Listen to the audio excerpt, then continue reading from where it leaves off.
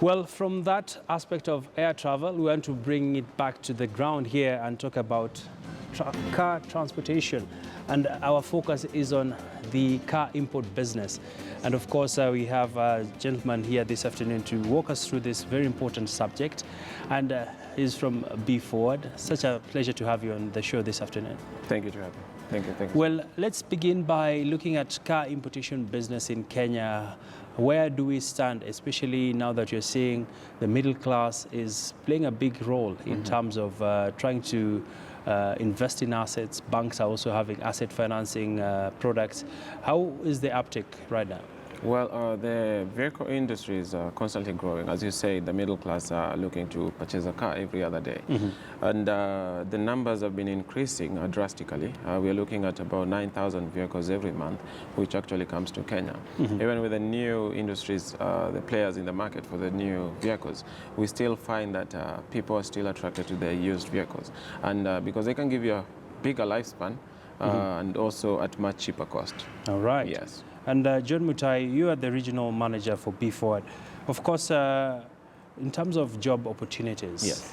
Many say that it's hard to quantify how the car or the automotive industry is impacting on job creation.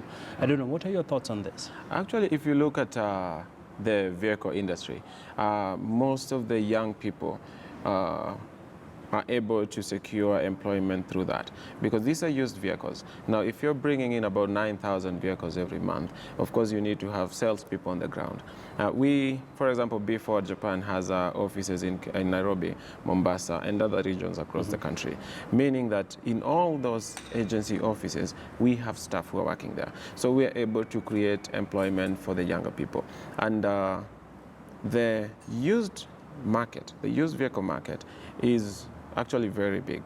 If you look at the amount of tax that the government actually gets from the used vehicle industry is really huge, and hence the reason why they were not able to pass the law last July in regard to changing the year. Because if you change the year, the numbers will decrease, and then the tax would also decrease in the same way.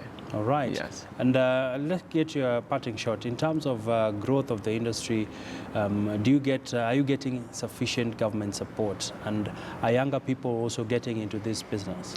I would say this used vehicle industry is a market where both are playing. Not only the younger people, but you'll find most people who are full-time employed in various organizations. They know that I can buy this car at this price and send it to a yard, and the yard does the selling for them. We also have a platform where the younger people not necessarily have to buy the car.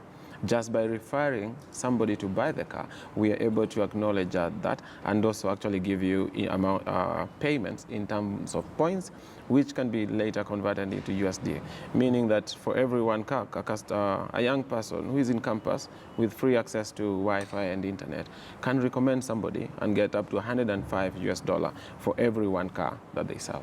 All right. Yes. And in less than 30 seconds, what is the future for the car business?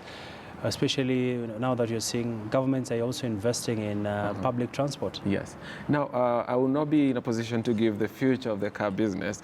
However, the market is still huge.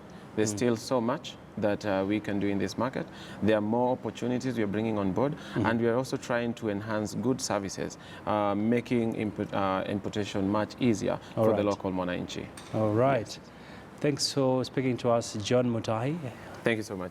All the best. I appreciate your time. Thank you. Thank you so much. Well, that is John Mutai, the regional manager for Be Forward.